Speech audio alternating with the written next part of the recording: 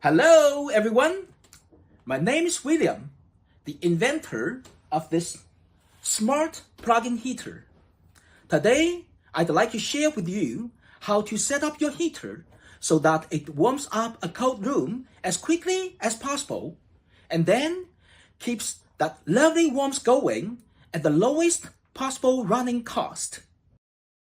Right, so first thing first, if you have a look at the back of the heater, you'll notice a small external temperature sensor. This little probe monitors the ambient temperature right where it sits. Essentially, it's measuring the temperature of the room air being drawn into the heater. Now, one thing worth bearing in mind, the reading from this heater may differ by several degrees from the temperature where you are actually sitting. That's simply because the heat dissipates as it travels across the room. The further away you are, the greater the difference. Given that energy prices across the UK and Europe are still rather steep, we've set the heater to start up with the temperature sensor enabled by default. This allows the heater to regulate the ambient temperature precisely within plus and minus 0.5 centigrade of your target, which is the most energy efficient and cost-effective way to run it. However, in the depths of winter, if you rely solely on this ultra-efficient mode, it can take quite a while before the room actually feels properly warm and comfortable. So today, I'm going to share a handy little trick for getting your space warmed up nice and quickly. Let's get started. Plug the heater in, flick the main power switch on the side, and press the start button. There we go. The heater is now up and running. By default, it starts in EC mode at medium power with the temperature sensor enabled. Think of it a bit like a car. No matter how powerful the sport mode is, it always starts in a gentle, economical drive mode with the eco start-stop feature switched on. Now, let's disable the temperature sensor. You can do this by long pressing the button in the bottom left corner of the display.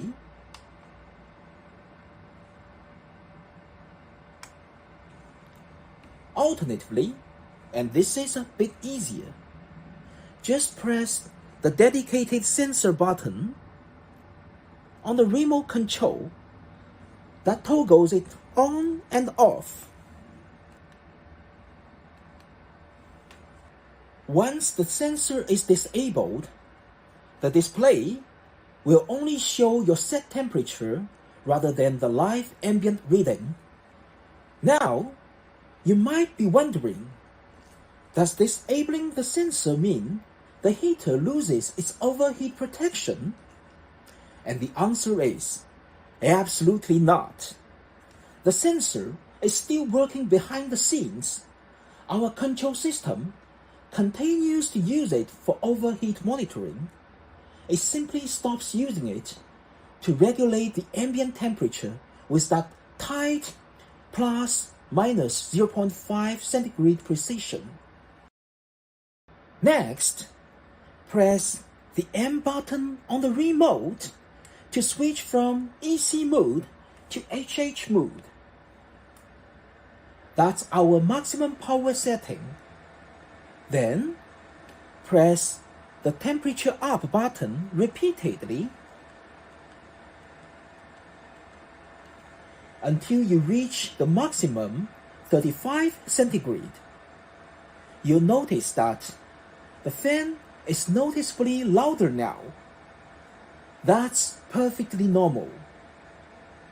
In this state, the heater is running flat out, pushing as much warmth into your space as it possibly can. Wow, that is toasty.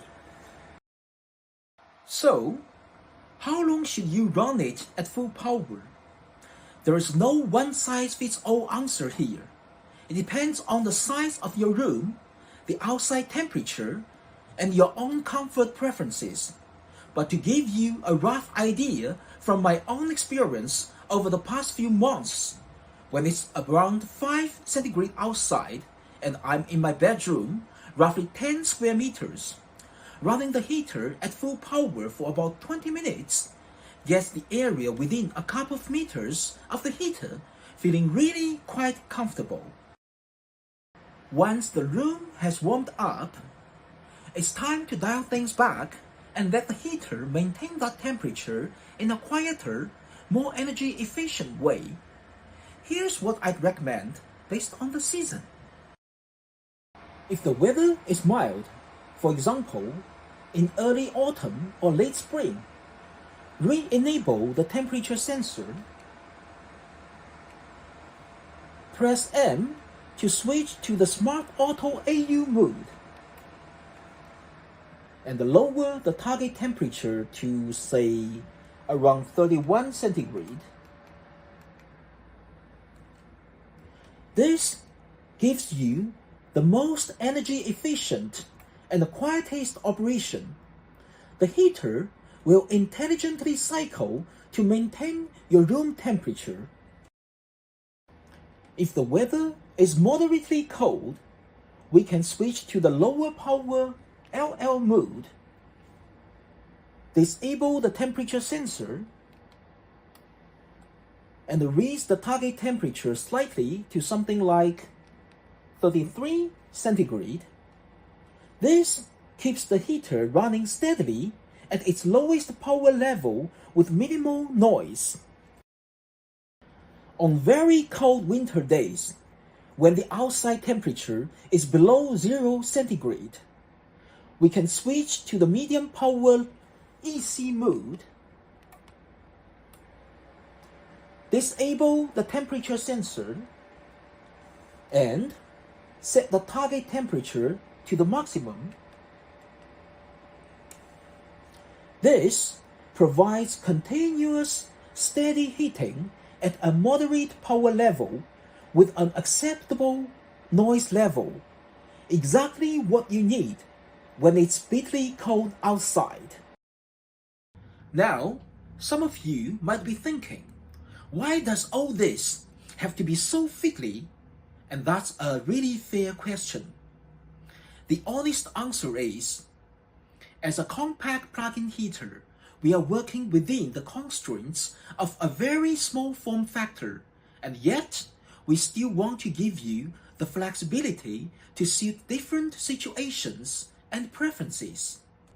But here's something I'm exploring for a future version: a separate wireless thermometer that you place wherever you are actually sitting. The heater would then regulate the temperature based on the reading from that sensor right where you are, rather than from the one on the back of the unit. So it could go straight into Smart Auto mode from the moment you switch it on, with no fiddling about at all. What do you reckon? Would you like to see that in a future version? Do let me know in the comments. So there you have it. Those are my personal tips from several months of using this heater day in, day out. I hope these little tricks help you enjoy a warmer, more comfortable winter without breaking the bank on energy bills. If you discover any other clever tips whilst using yours, do please leave a comment or a review. I'd love to hear from you, and I'm sure other users would find it helpful too. Cheers, and stay warm.